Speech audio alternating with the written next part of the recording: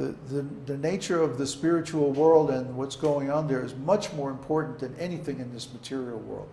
All of this stuff in the material world is going to be gone someday, including the whole universe itself.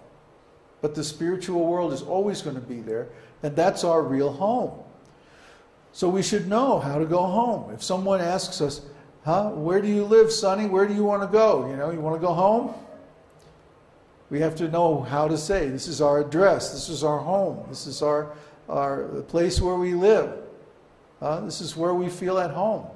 Because that's where we're going to go when we chant that mantra. We have to know what we're asking for. Our time is very valuable. We have very little time. The time that we spend chanting the holy name is the most important, most valuable time. So we should chant with a specific objective in mind. Our chanting shouldn't just be random. It shouldn't just be arbitrary. It shouldn't be like whatever. Our chanting should be highly directed, highly focused, and very specific. When we chant the Hare Krishna mantra, we're addressing the primeval Lord and his total energy. So we can get anything we want from them. Thing is, we have to know what we want. We have to know what will make us happy. Now that's our disease. We don't know. We've forgotten. So by hearing about the spiritual world and by understanding how everything works behind the scenes, then we get the concept, we get the idea. What's going on in the spiritual world and where do we want to go? And someone might say, well, this is very advanced. Well, it is very advanced.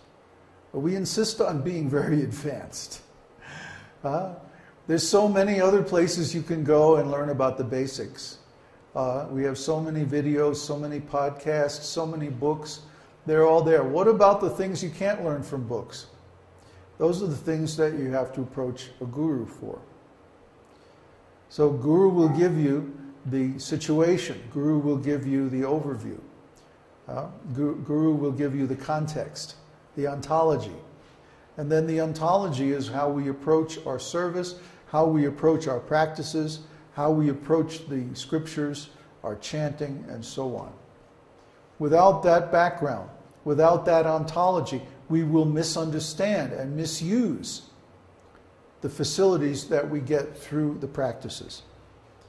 Again, I have to make the example of my godbrothers. They wanted power and wealth, and that's what they got, but they didn't get Krishna. They got what they asked for. And maybe eventually, in the future, sometime they'll get Krishna. Just like Dhruva Maharaj. He got his kingdom,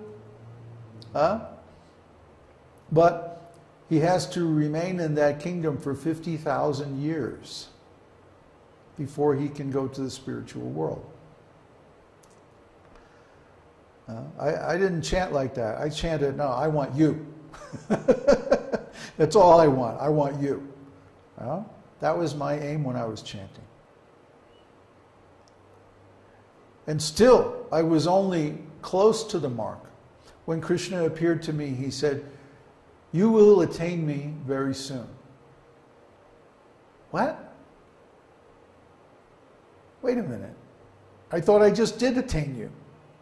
Well, what's going on? I had to meditate on this for a long time to figure out the meaning of it.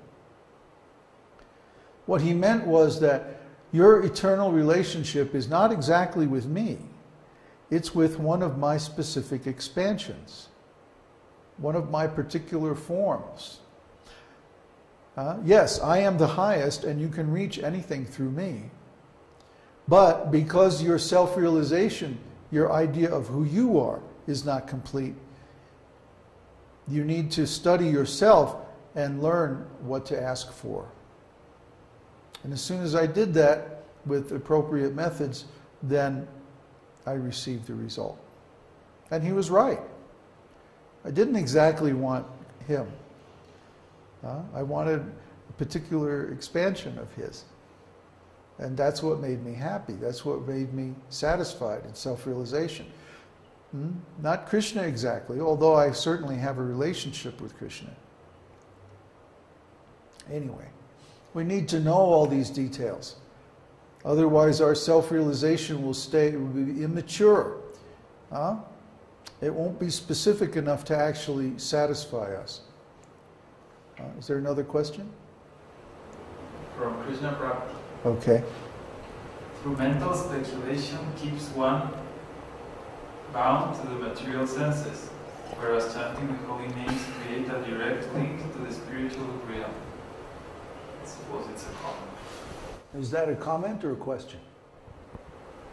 There's no question mark. I have another question. Okay. For example, let's suppose that I'm hearing this. It's possible that my eternal service would be to serve Aniruddha or Pradyumna or things like that. It's quite possible.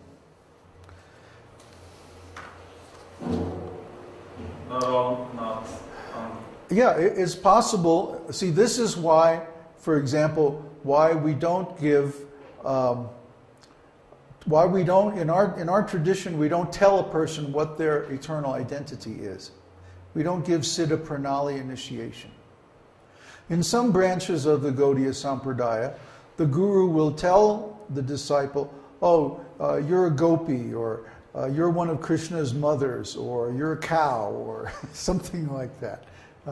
But in our branch, beginning from Bhaktivinoda Thakur, he prohibited this practice. Why? Because from experience we know that it's often not possible to predict from a person's external manifestations what their actual spiritual identity is. And it could be anything. We could be servants of Lord Shiva. We could be, we could be a cow on Aniruddha Loka. Who knows? Why should we close off our possibilities? Maybe we have multiple service engagements. Like, for example, the devotees of Lord Chaitanya, there's a book called Gaura Ganodesha Deepika by Kavi Karnamrita that discusses the identities of all the servants of Lord Chaitanya in Krishna Lila. In other words, all the devotees of Lord Chaitanya who are eternal associates of the Lord also appeared with him as Lord Krishna. So, for example, Arjuna in Krishna Loka is Ramananda Rai in Chaitanya Lila. So it's perfectly possible that a devotee may have more than one eternal identity or service. After all, if Krishna can expand in many different forms, then also the devotees can expand in many different forms. For example, Rupa Goswami makes this wonderful prayer. I only have one mouth and 2 ears. So how can I relish the Hare Krishna mantra? I haven't relished even a drop. Maybe if I had millions of tongues and millions of ears, I could relish a drop of the nectar of the holy name. This isn't just a metaphor, people. This is really possible. A devotee can have multiple forms in the spiritual world and be engaged in service to the Lord in all of them simultaneously. What's the problem? There's no limitation of devotional service. Devotional service can expand unlimitedly. You think that just sitting in one place with one body and doing a little chanting, this is devotional service? This is just the warm-up. This is just the preliminaries. Actual devotional service is unlimited and eternal. We can't imagine how glorious it is. Our conception of devotional service is very small, very weak. The conception of Vaidhi Bhakti especially is very weak because it's based on the authority, external authority, the authority of the scriptures, the authority of the guru. So even though it's necessary in the beginning, in the end it becomes a limitation. And when one's service grows beyond the limitation of the rules and regulations of the scriptures, then this is Raganuga Bhakti. Every devotee is going to reach that point at some stage in their spiritual growth where instead of struggling to keep up with the scriptures, all of a sudden they find they're going to surpass the scriptures. And when that happens, that's a very wonderful moment, but it's also a crisis because all this time we have been guided by external authorities. But at some point we have to shift to internal authority, and to do that we have to have an accurate model, an accurate understanding of the spiritual world and how all these relationships work. This is a great science. It takes decades to understand it. You're not going to understand it just overnight. But if you study, at least you can get the map.